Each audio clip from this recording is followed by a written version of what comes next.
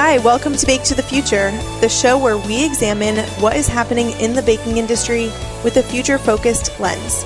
I'm Haley Blumenreich. And I'm Katie Jewell. Today, we are going to examine what the future might hold for consumer trends in bakery. To help us understand exactly what we need to know, we have with us live in the studio Anne-Marie Roerink, principal and founder of 210 Analytics. Welcome, Anne-Marie. Good morning, ladies. Thanks for being here. So some background for our listeners. In July of 2022, ABA surveyed 1,500 plus consumers to get a fresh picture on how bakery fits into life and life's occasions. The Life Through the Lens of Bakery study debuted at IBIE 2022. It was conducted by 210 Analytics and made possible by Corbion. As the title suggests, the consumer research looks at the role of bakery through the lens of consumers' lives. Today, we are going to focus on just a few of the many interesting findings in the study, specifically the key findings about food service, sustainability, and generational trends. Let's get into it. All right. So, Anne-Marie, before we get into the study, this is the first time you've been on Bake to the Future, and I don't know if you've had an opportunity to listen to it yet, but we usually do like to start with a question that's hard. Oh, and that well, hard. Bring it on. and this might be extra hard for you, although sometimes people think it's pretty easy. What is your favorite baked good? Oh, that is very easy. It is a chocolate croissant.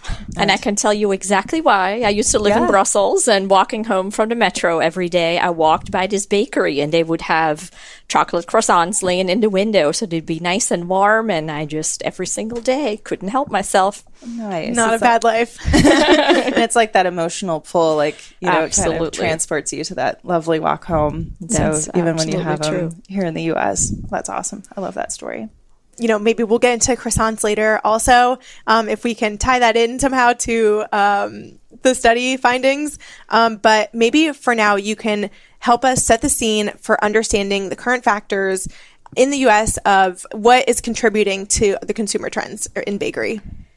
I think bakery cannot be isolated from the rest of the world. And of course, the big elephant in the room right now is inflation. I was just running the numbers for the second quarter and the third quarter of the year, and we're simply looking at 15% inflation year on year. If you go back to comparing prices prior to the pandemic, you're looking at 25% increase in prices, not just in bakery. This is really all food and beverage. And I sincerely doubt that any of us here in the studio or anybody in the audience is making 25% more. So that just means we all have to have a lot of pressure on income. And that means we're all making very different choices. And so when you look at consumer behavior, you just see a little bit of a pullback away from restaurants, with more trips yet again, more meals going back to retail. But you really see a lot of changes happening within retail as well, where people are just trying to pull back on units and volume, trying to find something that brings a little bit more value, looking for those sales specials. I would say at this point in time, COVID is a little bit more in the background. There's certainly a part of the population that is still changing their ways because of COVID. And it goes up a little bit during times when a new variant comes around. But by and large, it's really that economy and the inflation combined with the numbers just came out. Our national credit card debt is yet again reaching an all-time high, whereas our savings rate is reaching an all-time low. So all of that just shows that people have been substituting their income with credit cards, not being able to save, and that just causes a lot of pressure in our industry. And so we're talking about food service and other factors today. And, I know during COVID, the food service market got wiped. Things for our members are coming back. Kind of what's your take on it from the study's findings? Are they coming back quickly? Are they coming back slowly with food service? Yeah, so in July of 21, that's really when the world was as normal as we saw it, like as much like it was pre-pandemic. And people were really engaging a lot with food service, with restaurants, not just the quick service, but really back eating in restaurants. Full service was coming back. And then, of course, we had inflation starting to ramp up in the fall. We had more COVID variants rolling around, and war in Ukraine started in the spring. So all those things sort of pushed back that recovery that we were seeing. And more than anything, the recovery is what I would call spotty. So we see really good engagement still with quick service restaurants. And a big reason for that is they very, very quickly jumped in on delivery, on takeout, but they also make the type of meals that lend themselves really well for takeout. And that's an important thing to keep in mind. You know, if you think about a $60 steak and you have 15 minutes to get home, then it's just not worth it because it bleeds out. It doesn't taste great. So what happens is, you know, that quick service restaurant, which is a large part of trips, that channel is doing very well. Full service, sit down, white tablecloth dinner, that one is still struggling a little bit. And that's really where we see some of that pullback come from as well. So retailers really trying to step in to create those meals, nice date meals and celebratory meals at home. And then what we're seeing is breakfast is still strong, which I think is great for bakery. Lunch is where a lot of the pullback right now is happening, as well as dinner. So those are some of the occasions to keep in mind. And then within those meal occasions, what we're seeing is people are moving away from appetizers and dessert and really focusing a little bit more on that main meal where, you know, when you go out to dinner, really make that main meal something special. So again, thinking forward to the next couple of months, maybe even years, you know, make sure that you're part of that main meal as the baked good. I wonder if that has something to do with wanting to spend less money when you go out. You know, you just focus on the main part of the meal as opposed to the like extras. Absolutely. Yeah. We see people just ordering water instead of a drink, or maybe not a second glass of wine, those kinds of things. So they're really just doing all sorts of different things to make sure their check stays in check, so to say. But yeah, I still believe Americans have been cooking so much more than they ever did prior to the pandemic and are pretty tired of it. You know, initially we were all very excited to see what all our kitchen entailed and cooking from scratch. And those days are very much over. So there's a lot of meal assembly, I would say, versus actual cooking. And with it, I mean, people are just ready to re-engage with restaurants, but it's just really that combined pressure on income and everything else that is continuing to keep the majority of dollars at retail right now. But it seems like then that could be an opportunity for food service and our members to work with the sit-down restaurants, it sounds like. Absolutely. I absolutely think so. When you look at some of the wonderful baked goods across every single cuisine, every single type of restaurant, it's really, I would say, the affordable part of the meal, and yet also something that people really enjoy. It gives them that extra little just boost to a meal. Like when we were talking to our survey respondents, they're like, oh yeah, that little basket of warm breads, that's just what sets the tone for the meal off to a super high standard. And so I think we really have a great opportunity to help restaurant operators as well as retail really provide options for the consumer. To make it special, make people want to, when they do come to a restaurant, make it feel extra. Exactly, yeah. And maybe switching gears a bit, you know, an interesting part of this, one of the factors in the study is looking at companies' sustainability initiatives. And, you know, at ABIE and in other work that we've done at ABA, we've been talking a lot about sustainability and how companies can incorporate different practices into their businesses. So can you maybe share with us a couple of the top findings? Yeah, this was actually a very interesting part of the study because we all know when you ask a consumer, hey, how important is health and wellness? How important is sustainability? There's almost that knee-jerk reaction to say, oh, yes, that definitely plays into my purchasing. And so we did see that when we asked about, you know, how important is it for a restaurant or a retailer or a baked good company to have measurable goals toward food waste, packaging waste, taking care of the community, all these different initiatives. And we saw that about 2/3 of Americans said, you know, yes, that is important to me. It plays into my purchasing decisions, etc. But then we got a little mean and we said, okay, you know, if you had to say what is the top factor that goes into it. And so we really made them think hard. They couldn't just pick everything. that's when you really saw that taste and texture is just the number one. And that I think makes all the sense in the world. I mean, bakeries for pure enjoyment, right? And so that really drove the top. Then price was next. And I think the current environment has everything to do with that. And you actually saw sustainability be one of the lower ones. Now, what is really important to keep in mind is when you break out all those important issues over the different generations, you see that that number is way pulled down by boomers. It's not to say they don't care about the environment, not to say they don't care about taking care of the community. It's just not something baked into their DNA as to when they're going to buy baked goods, be it at retail, be it at food service. And across every survey that I do, you really see that being driven by Gen Z and millennials who very deeply believe in that, are much more likely to prioritize it in their purchases. And that's really why we see all those, we'll call it sustainably produced items, are starting to really outgrow conventional items in both retail and food service, where it's really that younger dollar that is gearing up that is driving that interest. Now, one of the big shocking ones, and this one hurts a little bit, is when we ask consumers, okay, so you said it matters, you said you weigh it in your purchasing decision, are you seeing it? And it was miserably low. Very few people are seeing, be it retailers, restaurants, or manufacturers, doing things in these areas where we all know, sitting here around the table, that every single company has initiatives. So I think there is a big opportunity for us to say, you know what, it is the right thing to do.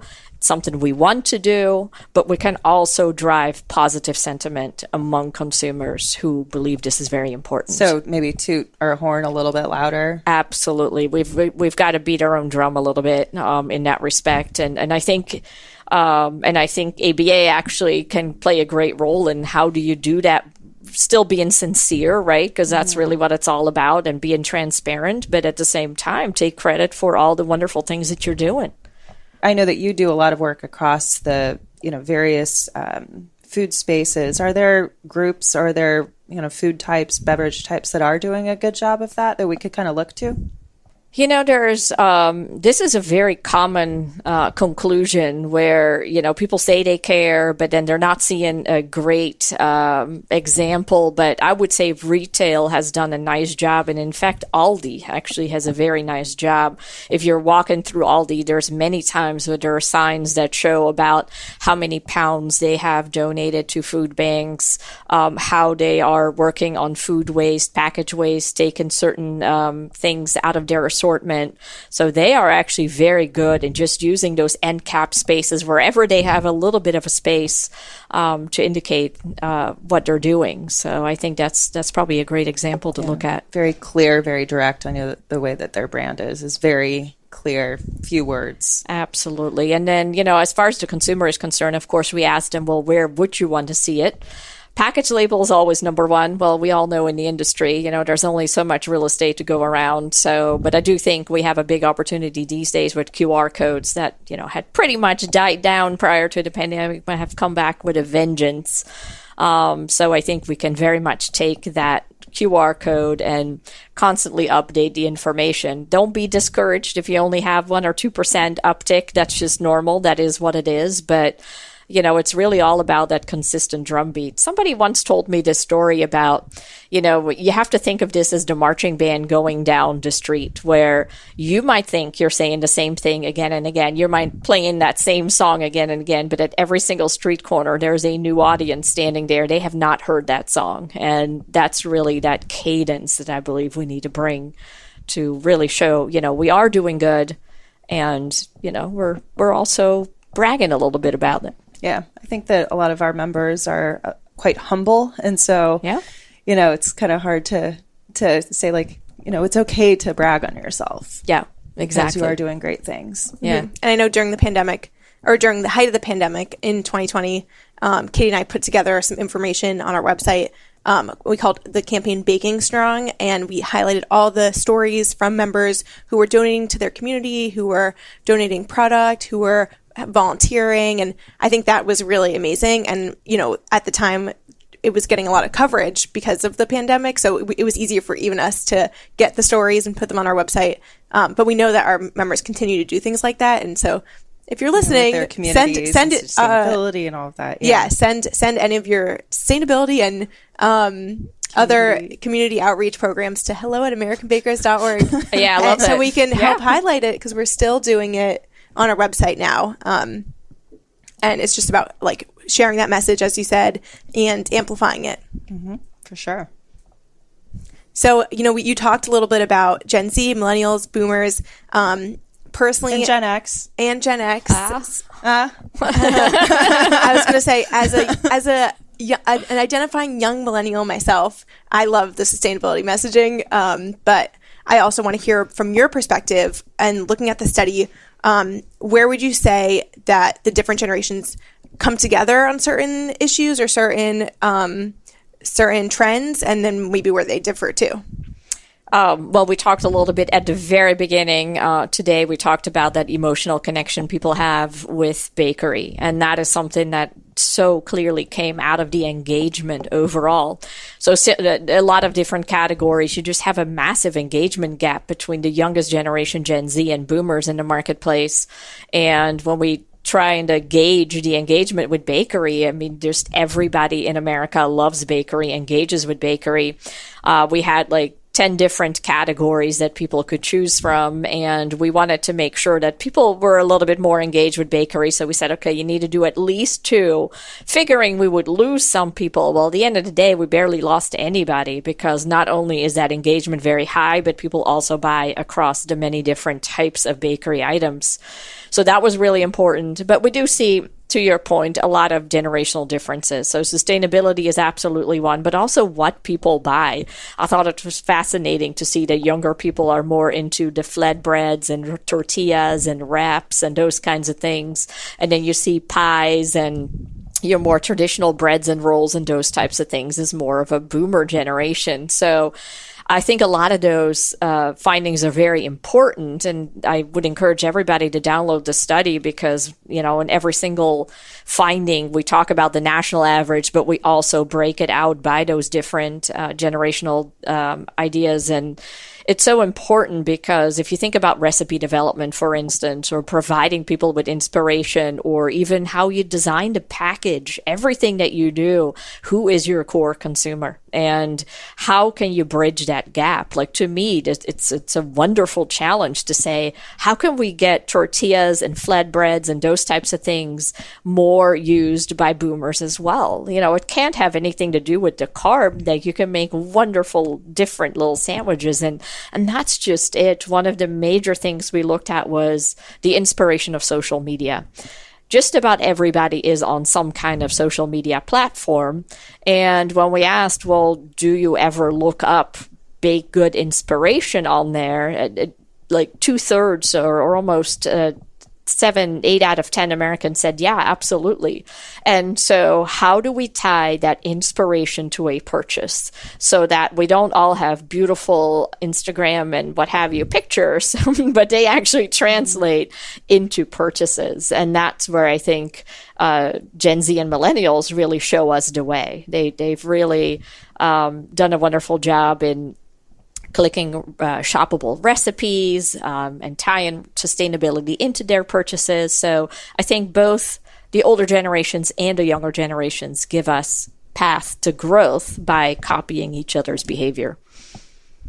And then we always like to end the podcast like you were just looking at the future and everything. What are some outlook kind of tidbits you might have, or some opportunities?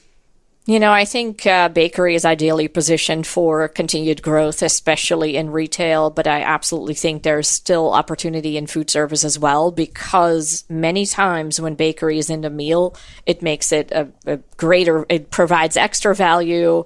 But if you think about pizza and sandwiches and those types of meals where bread is very central, those actually have done tremendously well during the pandemic. So as far as my outlook is concerned, I think we still see a lot of focus on convenience, so all the grab and go.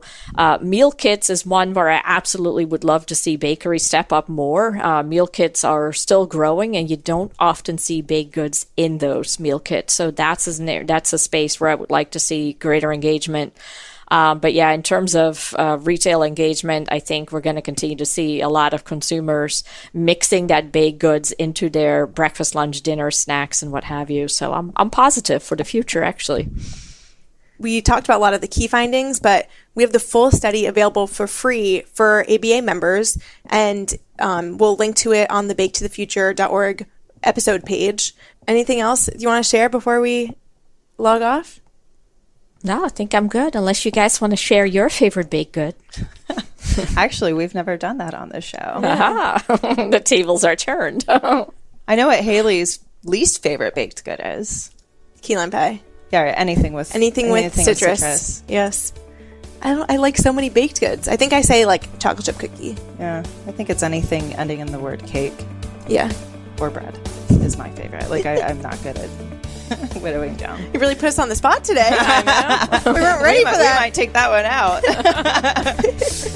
Okay, well, our listeners can share their feedback on this episode or more by emailing hello@americanbakers.org or leave us a voicemail at baketothefuture.org. We love hearing from you. And don't forget to subscribe wherever you listen to podcasts: Apple, Google Podcasts, Spotify, Stitcher, Amazon Music, or Ghana.